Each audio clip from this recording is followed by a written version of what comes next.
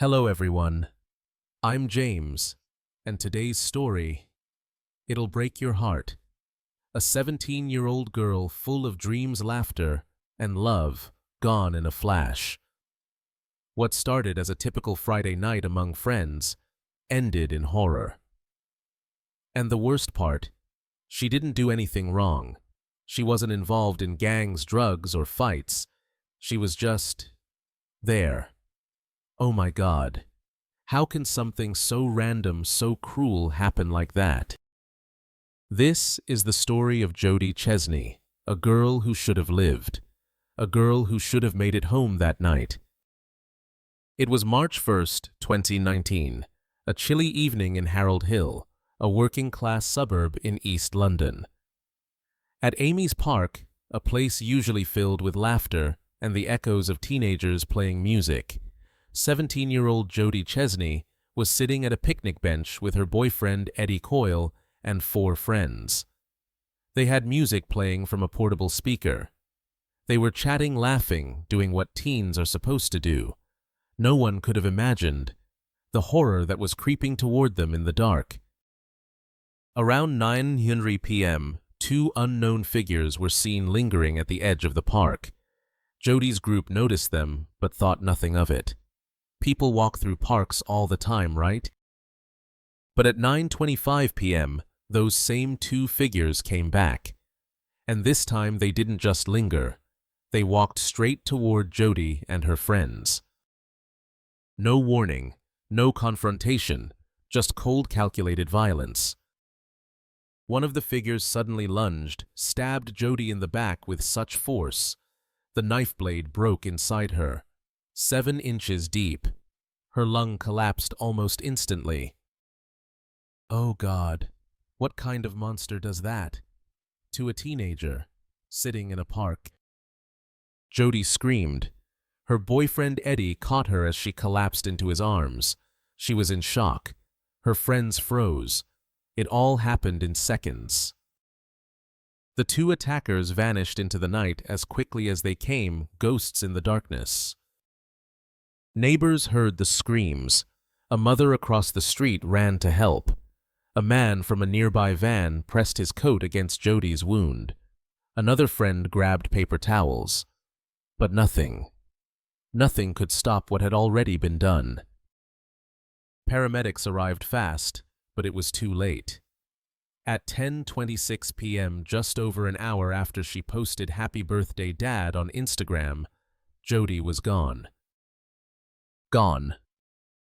A young woman who loved animals, dreamed of helping others, and just wanted to make her dad smile on his birthday. Now a murder victim. Why? Why her? The police sealed off the park.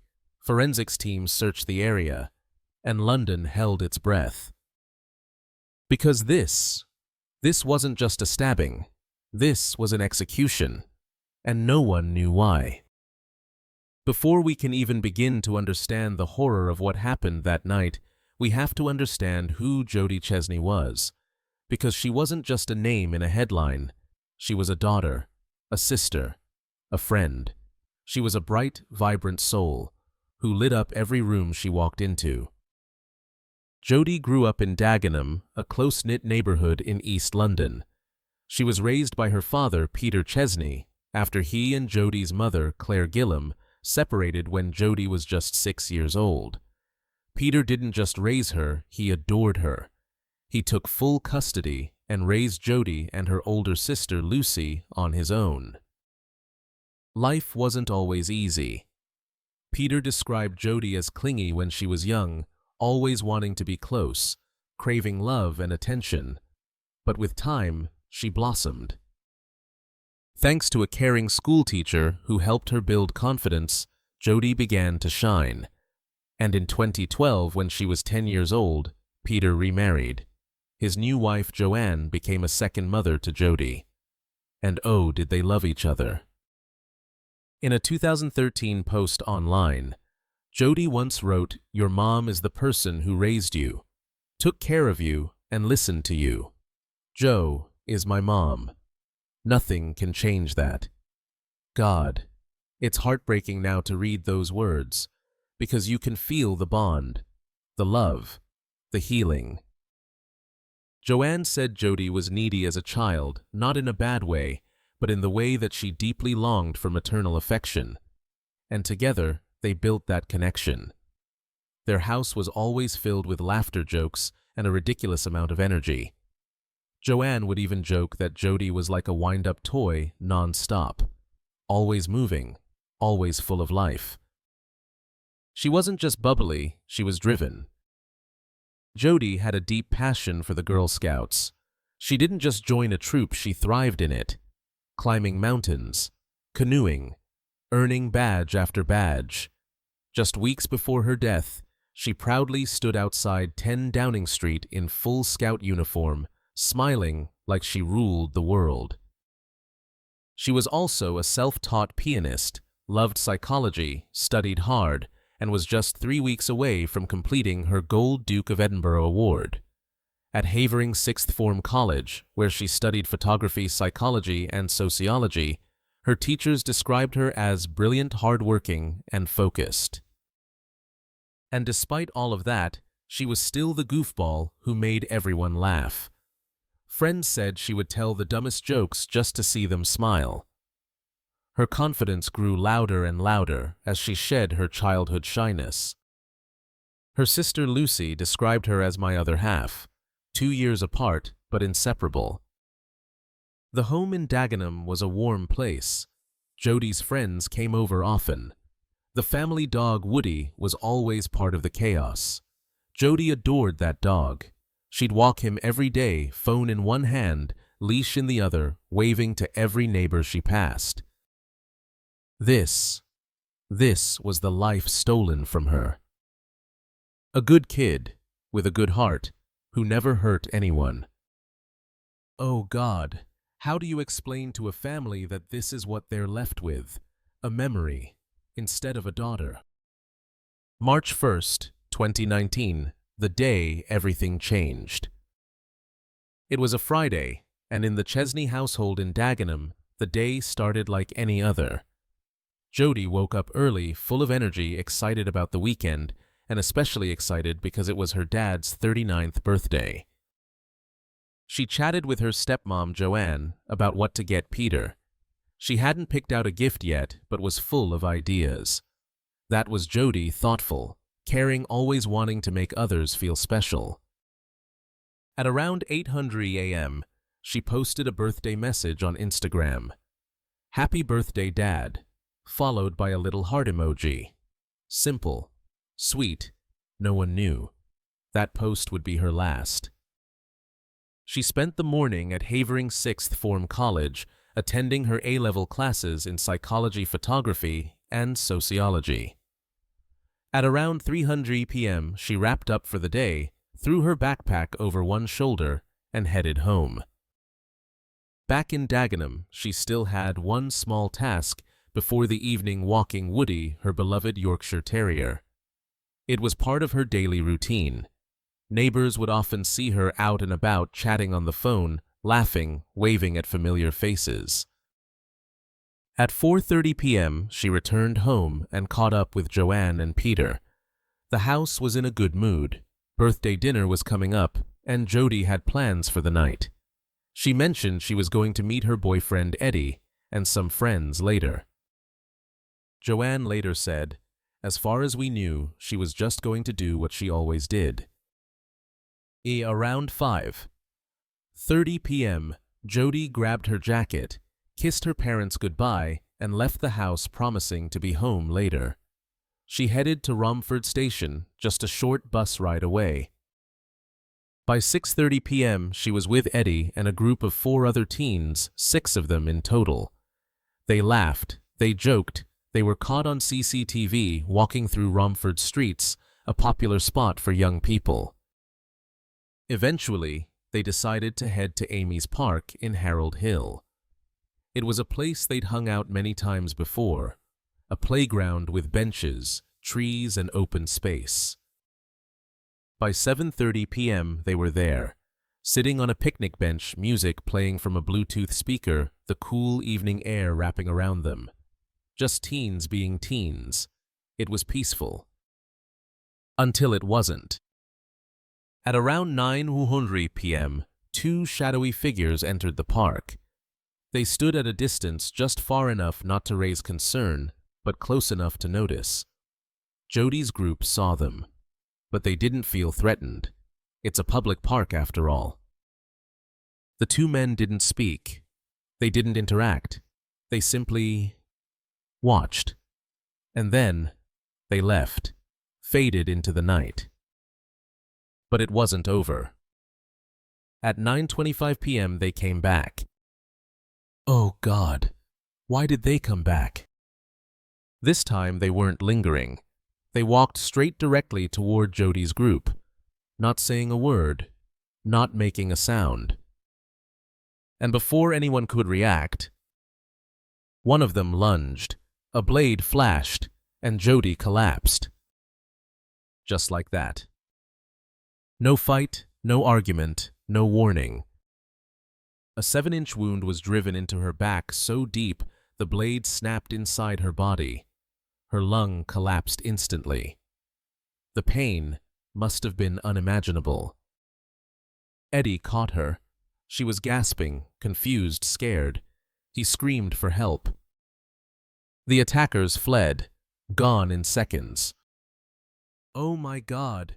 It was like they came just to destroy and disappeared into the night like ghosts. This wasn't an accident. It wasn't random. It was a hit. But why? Why Jody? Eddie caught her. Jody was gasping, struggling to breathe, confused, scared, in pain. He screamed for help. One of their friends pulled out a phone, dialed emergency services. Another ran into the street to flag someone down. The attackers, they were gone. They didn't say a single word. They didn't even look back.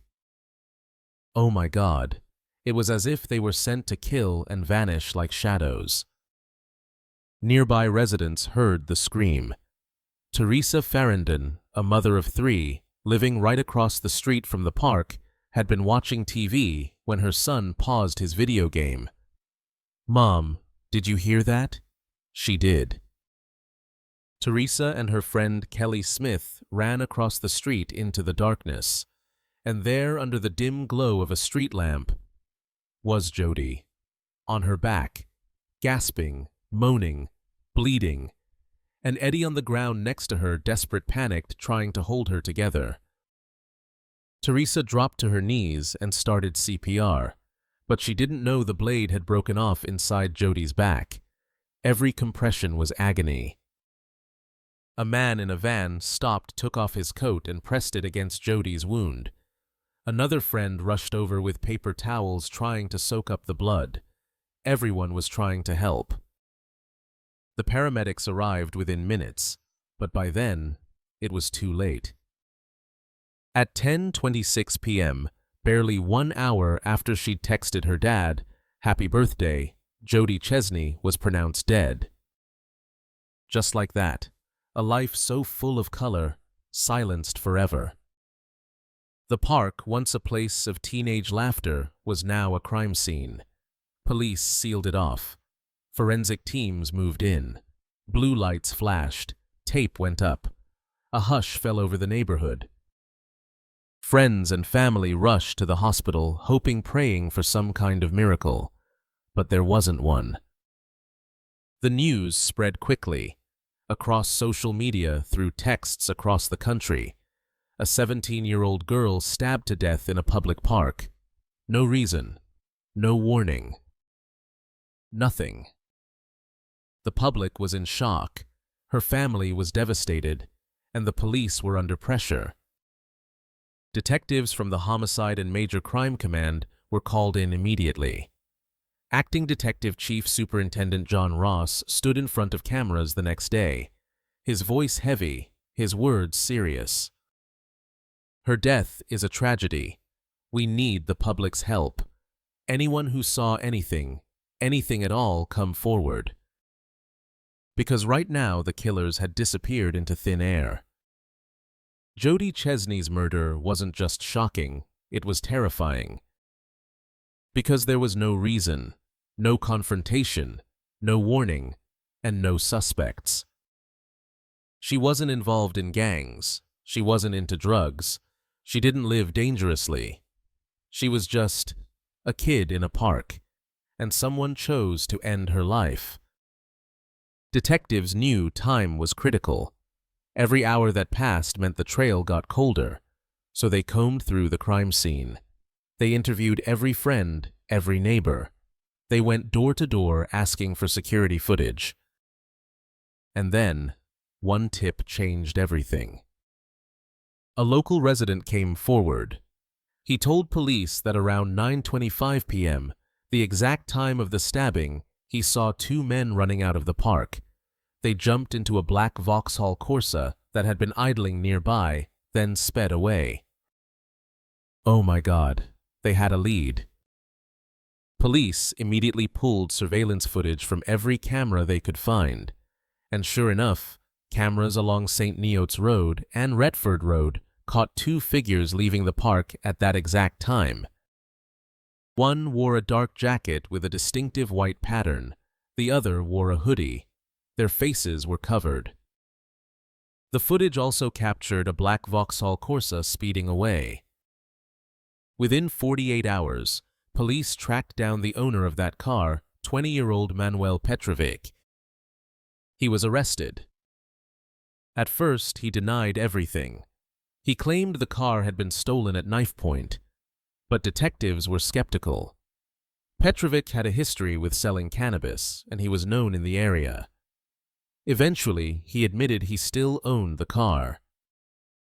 But when asked who he was with that night, he refused to name names. He said he was scared people had already come to his house looking for him. That's when the detectives knew he was protecting someone, or worse, he was part of it. During questioning, Petrovic cracked just a little. He said he had been with a friend that night. That friend got a phone call from Man A asking for a ride. They picked up Man A and Man B and drove them to Harold Hill so they could collect some weed and money. They waited in the car. Man A and Man B disappeared into the night and came back just 5 minutes later. Calm, quiet, not a drop of blood on them. Petrovic claimed he didn't see any weapons and that he had no idea what they'd done, but he admitted he was worried because the next day he heard someone had been stabbed in Harold Hill, and deep down, he knew. While Manuel Petrovic's confession opened the first crack in the case, police still had two ghosts to chase Man A and Man B. But time was running out. The press was all over it. Public outrage was growing. A 17-year-old girl had been murdered in cold blood. The streets of London were angry and afraid. Then, another breakthrough. A local CCTV camera captured two males leaving Amy's Park around 9:25 p.m. the time of the attack. One wore a jacket with a distinctive white emblem on the sleeve, and just a few hours later, police found that exact jacket in the home of Svensson Ong-Akwie. Oh God. 19 years old. A known face. Someone who'd been on police radar before, and now he was the prime suspect. When officers raided the house, Svensson tried to escape. He leapt off the roof, crashing through a glass conservatory. But it was over. He was caught handcuffed and brought in. On his phone were text messages, mentions of business in Amy's Park, mentions of revenge.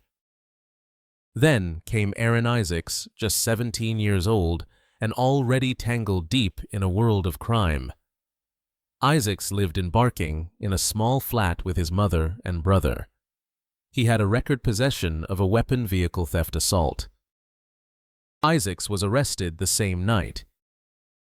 When officers searched him, they found a rucksack. Inside, a Rambo-style knife, 2 toothbrushes, and hair mousse. What? It didn't make sense. But one thing was clear. He was hiding something. And then, it got even worse. In Svensson's house, investigators found the jacket seen in the CTV with Jody's blood on the sleeve. No more theories, no more speculation. This was real, and now they had names. Now that police had Svensson Ong Akwi and Aaron Isaacs in custody, the pressure was on. Interrogations began immediately. Detectives knew they were dealing with seasoned liars, kids who'd grown up knowing how to dodge, deflect, deny. And they did. Svensson claimed he had nothing to do with the stabbing. He said he was at Amy's park, yes, but only to pick up weed. As for the knife, he didn't have it. He didn't touch her. He even said Isaacs was the one who lost it. Isaacs. He gave his own story. He said he was just hanging out with Svensson. He said he had no clue anyone had a weapon. No one told me we were going to do anything like that, he insisted. Classic blame game, each pointing at the other, each hoping the other would fall first. Oh my God, these were teenagers, and they were talking about murder like it was a misunderstanding. But police didn't rely on words, they had evidence. Jody's blood was on Svensson's jacket. That jacket matched the one seen in CCTV. The timing, the route, the car, the knife, everything lined up. And then came the leaked prison conversation. Manuel Petrovich, still in custody, was recorded talking to another inmate, and in that conversation, he let something slip. He said Svensson had gone to bang out on some ops in Amy's park. Ops meant rivals. It meant a gang hit, but they'd gotten the wrong people. They weren't even targeting Jody. She just happened to be sitting there. A mistake. A horrifying, senseless, irreversible mistake. The arrests were just the beginning. Now came the hard part, proving guilt in court. And the courtroom, oh God, it was heavy. September 17th, 2019. At the Old Bailey, one of the most historic and high-stakes courtrooms in London, 4 defendants sat in silence. Svensson Ong Akwi, 19. Aaron Isaacs, 17. Manuel Petrovich, 20. And a 16-year-old boy whose name couldn't be released for legal reasons. In the gallery, Jody's family. Her dad, Peter. Her stepmom, Joanne. Her sister, Lucy. They sat there every single day, holding back tears, clenching fists, wearing purple ribbons for Jody. They wanted the killers to see them, to know what they had done, to understand the hole they'd left in the world. The prosecution came out swinging. Lead prosecutor Crispin Aylett told jurors this wasn't a random act of violence, it was a planned attack, an execution, a mission to bang out on ops, and Jody was collateral damage. He played the CCTV footage. He showed the jacket with Jody's blood. He read prison conversations out loud where Petrovic admitted they stabbed the wrong people. And he made it clear, even if Isaacs or Petrovic didn't hold the knife, they were part of the machine that led to her death, under joint enterprise law that made them just as guilty. Defense lawyers pushed it back. They said there was no direct DNA evidence. They said the CCTV wasn't clear enough. They said the whole case relied on assumptions and fear. Each suspect blamed the others. Svensson said Isaacs snapped and stabbed Jody. Isaacs said he was just there, didn't even know there'd be a knife. Petrovic said he just gave a ride. The 16-year-old said nothing. Silent the whole time. But then came the moment that changed everything. Eddie Coyle, Jody's boyfriend, took the stand. Oh my God, that boy. You could hear a pin drop in the courtroom. He told the jury how he held her as she bled out, how her eyes looked at him confused, scared, slipping away, how he screamed for help, and felt her body go limp in his arms. Everyone cried. Everyone. Even the judge had to pause. This wasn't just a case file. This was a life ripped from the world by cowardice, violence, and stupidity. November 7th, 2019.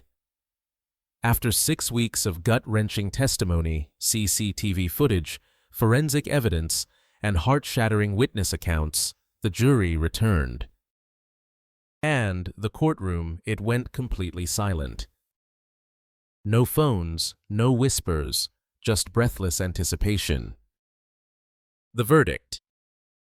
Svensson Ong-Akwie, guilty of murder. Aaron Isaacs, guilty of murder. Manuel Petrovich, not guilty. The 16-year-old, not guilty. Oh my God. Jody's family was shocked. Yes, they were relieved that Svensson and Isaacs would finally pay, but to see Petrovic walk free. Joanne, Jody's stepmother, later said, "I'm not sure I'll ever feel satisfied." Petrovic gave them the ride. He was part of it. He got away with it. Still, justice, partial as it was, had been served. November 18th, sentencing day.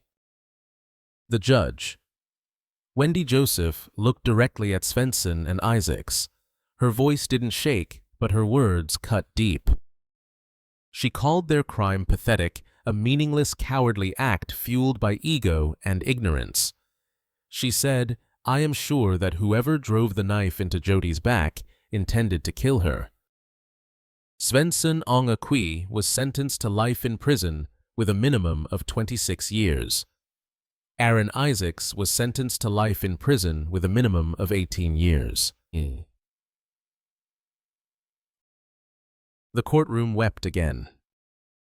Peter, Jody's father, stood outside the court and told reporters, "I'm over the moon that they got convicted. But nothing brings my daughter back." Lucy, Jody's sister, wrote in her statement, "I'm only 20 years old, and I'm already dreading my life." That one line said everything. And yet, Jody's family didn't collapse. They chose to fight. After the verdict, after the sentencing, when the cameras left and the headlines faded, the pain didn't go away. How could it? Jody Chesney was just 17. She had her whole life ahead of her college dreams, a future with Eddie, a family that adored her. And all of it, gone, in one senseless act. But her family didn't want her to become just another name. They made a vow. Peter Chesney. Jody's father founded the Jody Chesney Foundation, a charity dedicated to fighting knife crime and saving young lives before they're lost. Purple ribbons. Jody's favorite color became a national symbol of remembrance. People wore them at schools, parks, youth centers, even police stations. The foundation raised money to host anti-knife workshops, support victims' families, and speak in schools about the horrifying consequences of violence. In March 2024, on what would have been Jody's 22nd birthday, her father posted online, "Another year without you. But your light still shines, always will." And it's true. Her story changed people. It made a country stop and think. It made parents hug their children tighter. It made teenagers pause before picking up a knife. Because Jody wasn't in a gang. She wasn't buying drugs. She wasn't doing anything wrong. She was just sitting in a park with her friends on a Friday night. Oh my God, how many others are just like her? The tragedy of Jody Chesney didn't end with her death. It became a mission, a cause, a call for change. And that's why we tell her story. To remember her, to honor her, and to make damn sure this never happens again. Rest in peace, Jody. You mattered. You still do.